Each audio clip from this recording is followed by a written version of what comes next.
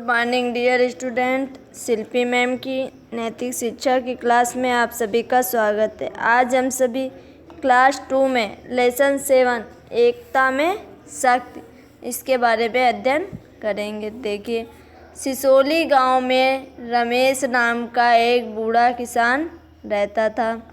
उसके 5 पुत्र थे। वे सब प्यार से रहते थे। रमेश के पास काफ़ी ज़मीन थी जिसमें खेती करने से उसे काफ़ी मुनाफा होता था। 5 पुत्रों को किसी बात की चिंता नहीं थी। वे सब अलग अलग कार्य करते थे। रमेश रात दिन यह सोचता था कि इनको आपसी शक्ति के विषय में कैसे समझाया जाए। एक दिन रमेश अचानक बीमार पड़ गया। उसे लगा कि अब उसके पास समय नहीं है। उसने अपने 5 पुत्रों को अपने पास बुलाया। 5 बेटे अपने पिता की बीमारी से बहुत दुखी थे। किसान ने अपने 5 पुत्रों को एक एक लकड़ी दी और उसे तोड़ने को कहा।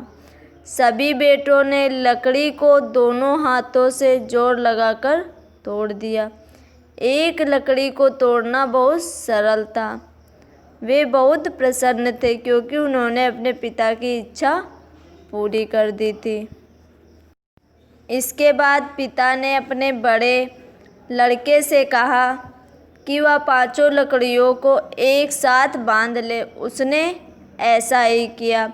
फिर पिता ने बारी बारी से सभी बेटों को उन लकड़ियों को एक साथ मिलाकर तोड़ने को कहा। सबने बारी बारी से प्रयत्न किया लेकिन कोई भी उसे तोड़ नहीं सका। पिता ने बेटों से कहा, देखो, तुमने अलग अलग लकड़ी को कितनी आसानी से तोड़ दिया, परंतु इकट्ठी लकड़ियां तुम में से कोई भी नहीं तोड़ सका। इसी प्रकार अगर तुम मिलकर रहोगे तो तुम्हें कोई हानि नहीं पहुंचा सकेगा, और यदि तुम में फूट पड़ गई तो तुम्हें अलग अलग कोई भी हानि पहुंचा सकता है। मैं अब शायद ज़्यादा दिन तक जिंदा ना रहूं।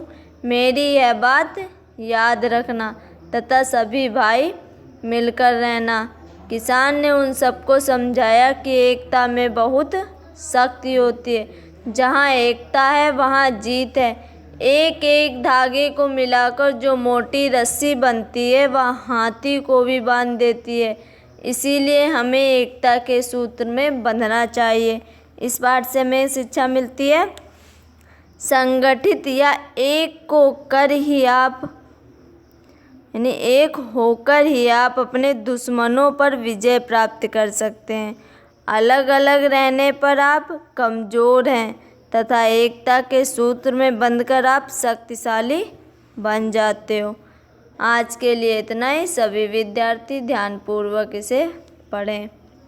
धन्यवाद क्लास।